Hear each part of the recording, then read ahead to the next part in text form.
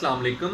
आज जो हमारा टॉपिक का डिस्कशन है वो बेसिकली फीमेल के साथ लिंक करता है और फीमेल के एक बहुत ही कॉमन मसले के साथ आज हम डिस्कशन करते हुए जा रहे हैं कि जो फीमेल का इशू है वो है पीसीओज का। पीसीओज का एक बहुत कॉमन इशू है फीमेल के अंदर। जो आपको देखने में आता है कि पीसीओज जो है कॉमनली प्रिवेल करता है हर फीमेल के पॉपुलेशन ग्रुप के अंदर, जो बेसिकली टीनेज से स्टार्ट होकर एल्डर वुमेन तक जाते हैं, जिनके अंदर इनफर्टिलिटी बहुत कॉमन इशू है। तो पीसीओज के लिहाज से हमने एक तो लास्ट टाइम बात की थी स्लिक्स डीएस साशे की।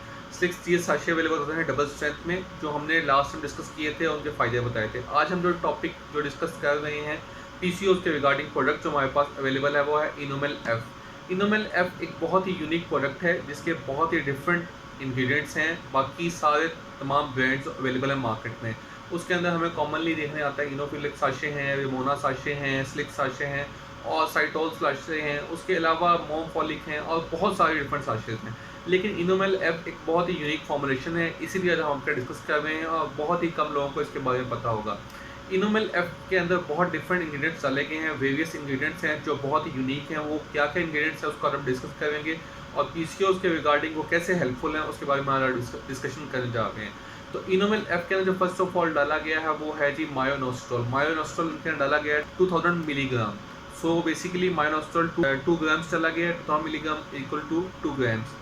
उसके बाद फॉलिक एसिड डाला गया है इसके अंदर 200 माइक्रोग्राम्स। उसके बाद विटामिन D3 डाला गया 1000 इंटरनेशनल यूनिट्स। और उसके बाद डाला गया है जी fourth unique ingredient melatonin 3 milligram. अब बेसिकली ये जो 4 इंग्रेडिएंट्स हैं मायो इसके अंदर इनोमेल एफ के अंदर डाले गए हैं वो बहुत ही यूनिक हैं। वो किस लिहाज से यूनिक है, उनका फंक्शन किस तरह डिफरेंट है, उसके बारे में हम डिस्कस करेंगे।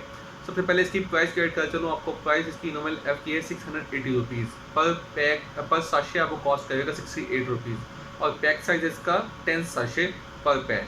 सो ये इसकी प्राइस होगी। इसके हवाले से मैंने आपको बता दिया कि इसके अंदर दो जो हैं बहुत ही यूनिक इंग्रेडिएंट्स डाले गए हैं, जिसके अंदर विटामिन D3 आता है और मेलाटोनिन आता है। विटामिन D3 डाला गया 1000 इंटरनेशनल यूनिट्स और साथ में इसके डाला गया मेलाटोनिन 3 मिलीग्राम।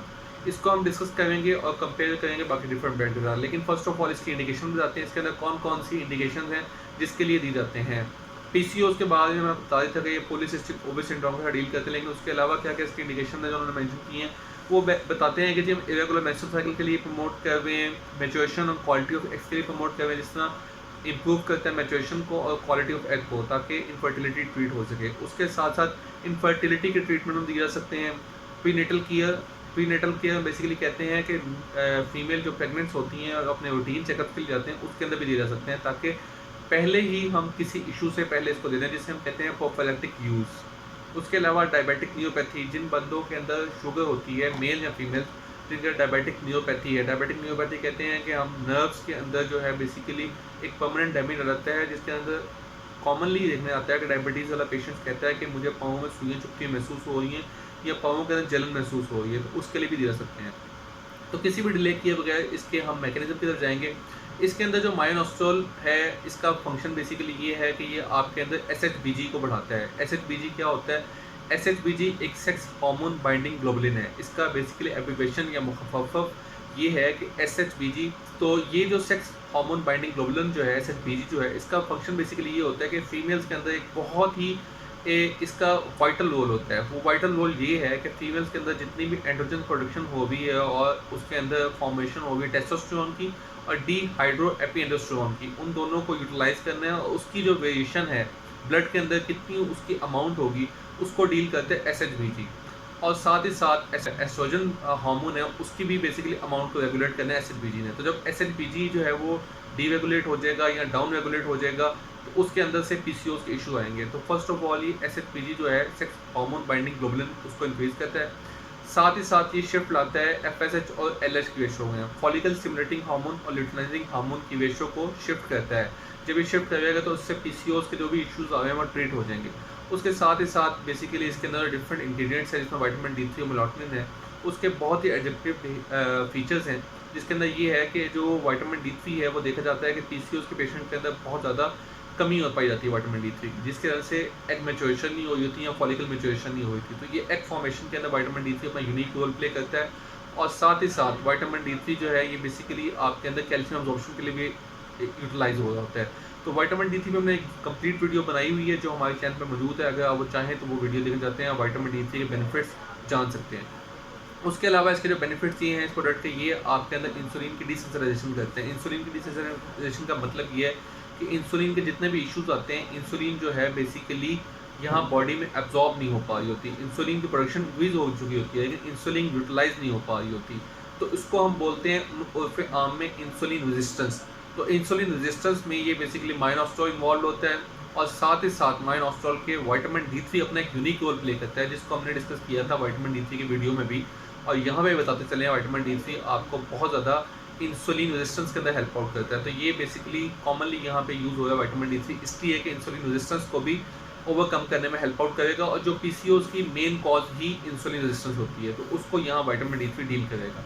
उसके अलावा फॉलिक एसिड इसमें डाला गया। फॉलिक एसिड का फंक्शन बेसिकली यहाँ पे ये है कि जितनी भी बॉडीज़ के अंदर डेवलपमेंट हो रही होती है वो प्रोग्रेशन बेसिकली फॉलिक एसिड की वजह से होती है, और होमोसिस्टीन जो है उसके भी मैकेनिज्म को लो करता है। मतलब जिन फीमेल्स जो बेसिकली एनीमिक होती हैं फीमेल्स, या बेसिकली जिन फीमेल्स का इशू ये होता है कि उनके अंदर अर्ली प्रेगनेंसी के अंदर इश्यूज आ सकते हैं, न्यूरल ट्यूब डिफेक्ट्स जो कॉमनली देखने में आते हैं बच्चों के अंदर, पैदाइश से पहले नवमौलूद बच्चों के अंदर, उसको ओवरकम करने के लिए फॉलिक एसिड बहुत असेंशियल है। तो इसीलिए इससे फॉलिक एसिड ईद के अंदर बहुत ज़्यादा असेंशियल है इस प्रोडक्ट के अंदर।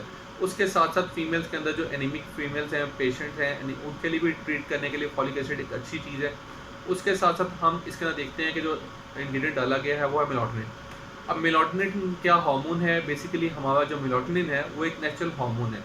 ये नेचुरल हार्मोन क्या करता है? ये हमारी सर्केडियन रिदम्स को इम्प्रूव करता है और सर्केडियन रिदम्स को प्रॉपर्ली ऑटोमेट भी करता है। सर्केडियन रिदम्स को कहते हैं कि हमने सुबह को उठना है और रात को सोना है, और दिन में हमने काम करना है और शाम में सोना है। तो हमारी जो स्लीप अवेक साइकिल है उसको हम सर्केडियन रिदम्स बोलते हैं। तो उस रिदम्स को जो है बेसिकली पैटर्नाइज करने के लिए, ऑटोमेट करने के लिए मेलाटोनिन यहाँ पर डाला गया है।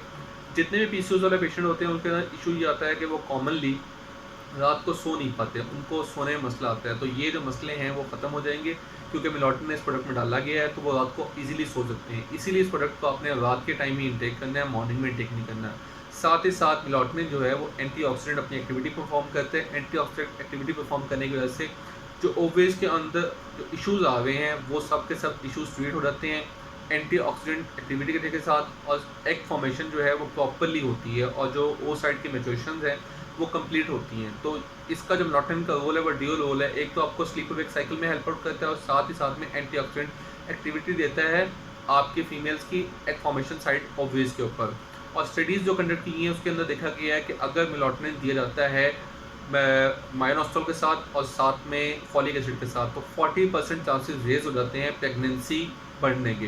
तो जिन फीमेल्स में इनफर्टिलिटी के इशूज आते हैं वो इनफर्टिलिटी के इशूज ट्रीट हो सकते हैं अगर आप माइनोस्ट्रोल देंगे, फॉलिक एसिड देंगे, और साथ में आप उसके मेलाटोनिन ऐड कर देंगे। तो मेलाटोनिन जो है 3 मिलीग्राम में एक अच्छी क्वांटिटी में ऐड किया गया है, और विटामिन D3 1000 इंडस्ट्रियल यूनिट में डाल के इन्होंने एक बहुत यूनिक फॉर्मुलेशन बनाया गया है। तो इसको आपने इस्तेमाल ऐसे करना है कि रात के टाइम आपने 1 या 2 साशे ले सकते हैं, शाम के टाइम ले सकते हैं या रात के टाइम ले सकते हैं।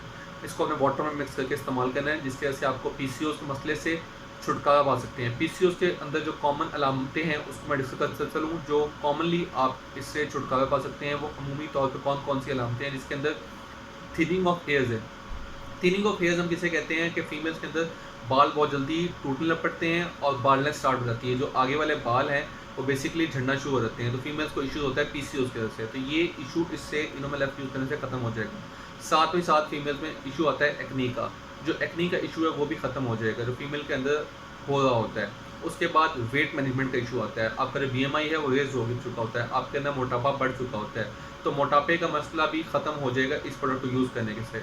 उसके अलावा लो सेक्स ड्राइव, फीमेल्स के अंदर जो सेक्स ड्राइव है वो कम हो जाती होती है, तो जो ख्वाहिशात हैं वो भी बढ़ जाएंगी इस प्रोडक्ट को यूज़ करने के बाद। उसके अलावा जो इसके अंदर फीमेल्स के अंदर इश्यूज आते हैं वो बेसिकली इनफर्टिलिटी के हैं, वो भी इससे ट्रीट हो जाएंगे, और साथ ही साथ हिस्टोटिज्म के, जिसे हम फेशियल हेयर ग्रोथ बोलते हैं, फीमेल्स के चेहरे पर बाल आना, जिस तरह मर्दों के चेहरे पर दाढ़ी या मूंछ आती है उस तरह ये चीज़ें बाल उगाते हैं फीमेल्स के फेस पे या पूरे बॉडी पे हेयर्स डेवलप हो जाते हैं। इन सब हेयर्स को भी बेसिकली ट्रीट किया जा सकता है अगर आप इस प्रोडक्ट को यूज़ करेंगे।